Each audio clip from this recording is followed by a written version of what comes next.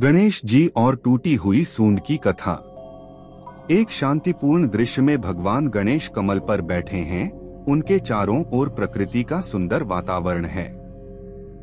उनके चेहरे पर शांति और ज्ञान की चमक है और उनके वस्त्रों के चमकीले रंग उनकी दिव्यता को प्रतिबिंबित करते हैं। आसपास की ऊंची ऊंची पहाड़ियां और कोमल धूप इस पवित्र वातावरण को और भी भव्य बना देती हैं, जो उनके प्रसिद्ध जीवन की कहानी की पृष्ठभूमि बनती है। एक देवता का जन्म। गणेश जी की उत्पत्ति की कथा जितनी रहस्यमय है, उतनी ही शक्तिशाली भी। कहा जाता है कि पार्वती, भगवान शिव की पत्नी, अपनी संतान की इच्छा से भर गई थीं। शिव अक्सर ध्यान और ब्रह्मांडीय कर्तव्यों में लीन रहते थे और इसी कारण कई समय तक पार्वती अकेली महसूस करती थीं। एक दिन जब शिव ध्यान में थे, पार्वती ने अपने स्नान के लिए इस्तेमाल किया हुआ चंदन का लेप लिया और उससे एक बालक का निर्माण किया। अपने प्रेम और शक्ति से उन्होंने उस प्रतिमा में प्राण फूंक दिए और गणेश का जन्म हुआ। महान टकराव। गणेश को जन्म देने के बाद पार्वती ने उन्हें अपने कक्ष के द्वार पर पहरा देने का आदेश दिया। गणेश ने अपने कर्तव्य को पूर्ण निष्ठा से निभाया।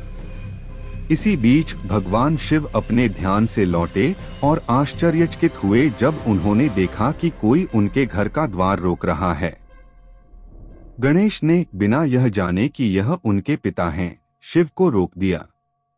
शिव ने क्रोधित होकर पूछा, तुम्हें पता है मैं कौन हूँ? लेकिन गणेश ने दृढ़ता से कहा, यह मेरी माँ का आदेश है और मैं उसे नहीं तोड़ सकता। शिव ने चेतावनी दी, पर गणेश अडिग रहे।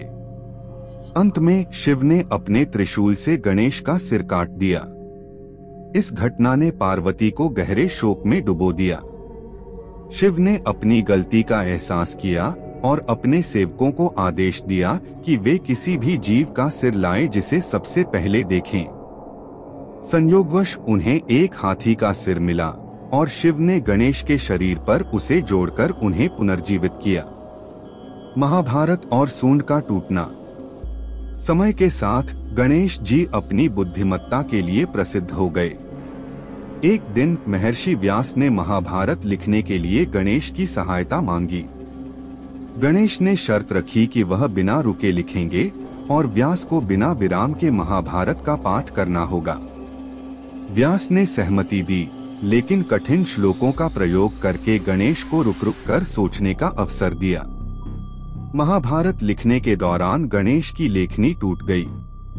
तब गणेश ने बिना सोचे विचारे अपनी दाईं सूंड तोड़ दी और उसे कलम की तरह प्रयोग किया। यह त्याग का प्रतीक बन गया और उनकी टूटी हुई सूंड महान बलिदान का प्रतीक मानी गई। टूटी हुई सूंड की महानता। गणेश जी का त्याग उनकी महानता का प्रतीक बन गया। महाभारत पूरी होने पर गणेश और भी पूजनीय हो गए।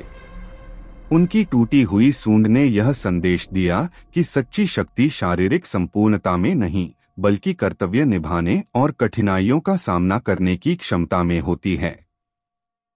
आज भी लोग हर शुभ कार्य के प्रारंभ में गणेश का नाम लेते हैं।